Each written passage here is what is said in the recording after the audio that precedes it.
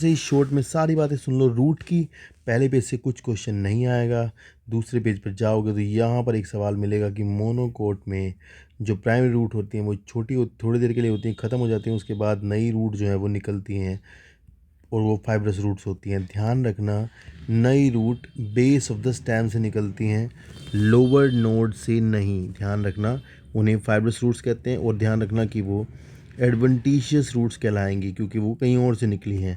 क्योंकि डेफिनेशन दी है कि कोई रूट अगर मान लो ग्रासिस में, मॉन्स्टेरा में, बानियन ट्री में अगर रूट रेडिकल के अलावा कहीं और से निकलती हैं तो उन्हें एडवेंटिशियस रूट्स कहते हैं। ध्यान रखना, स्वीट पोटैटो भी एडवेंटिशियस रूट्स का ही मॉडिफिकेशन है, ये मार्क कर लेना। चलिए नेक्स्ट, यहाँ नीचे से कुछ नहीं आएगा, इन फोटो से कुछ नहीं आएगा। यहाँ पर जाओगे, यहाँ पर आपको मिलेगा कुछ पार्ट थोड़ा सा। यहाँ से आपको केवल याद करना है कि जो रीजन ऑफ, तो ध्यान रखना है कि जो ये फ्यू मिलीमीटर वर्ड जो है इसको मार्क कर लेना कि इसके अबाव जो है वो ना रूट कैप के इतना ऊपर रीजन ऑफ मेरिस्टेमेटिक एक्टिविटी होता है। और फिर आपको ध्यान करना है कि उसकी सेल थिन वोल्ड होती हैं, मिड डेंस प्रोटोप्लाज्म होता है और वो डिवाइड करती हैं। फिर आपको ध्यान रखना है कि जो उसके ऊपर पार्ट होता है प्रॉक्सिमल टू दिस और इलोंगेशन वाला जो रीजन होता है, वहाँ पर जाओगे तो वहाँ पर आपको इसमें से कुछ सवाल जैसा मिलेगा नहीं, लेकिन ये मिलेगा कि रूट की जो लंबाई बढ़ती है वो रीजन ऑफ इलोंगेशन की वजह से बढ़ती है।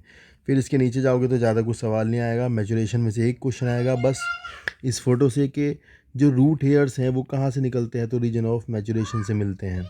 फिर नीचे जाओगे तो यहाँ पर मिलेंगे मॉडिफिकेशंस।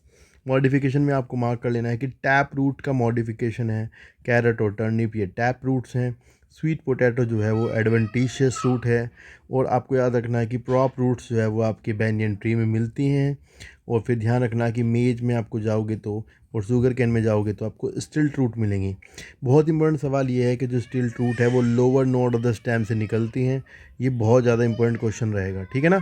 तो बाकी नीचे मिलेगा लास्ट क्वेश्चन। न्यूमेटोफोर्स जो है वो आपके रेस्पिरेशन के लिए होते हैं और वो निगेटिवली जियोट्रॉपिक होते हैं, बाहर निकलते हैं, राइजोफोरा में मिलते हैं, स्वैम्पी एरिया में मिलता है राइजोफोरा। बस ये सवाल रूट से आपको पेपर में मिलने वाले हैं। 3 फोटो दिए हैं, पहला फ़ोटो नेपीफॉर्म शेप का है, दूसरा कॉनिकल का, तीसरा ट्यूबर का, और ये हैं फैसिकुलेटेड रूट्स। चलिए भैया, मिलते हैं ऐसी वीडियोस और लेकर के, सब्सक्राइब करके जाना। Bye bye.